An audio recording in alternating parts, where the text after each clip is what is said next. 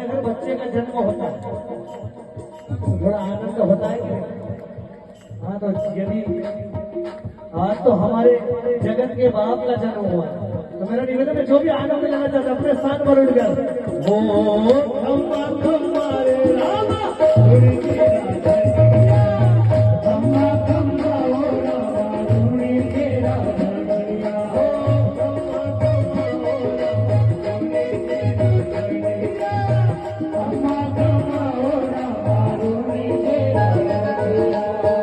आले तो धावे रातो मार मार हो, गुजरात हो अजमाल जीरा मेरा, खम्बा खम्बा ओ रामा धुनी तेरा धनिया, खम्बा खम्बा ओ रामा धुनी तेरा धनिया।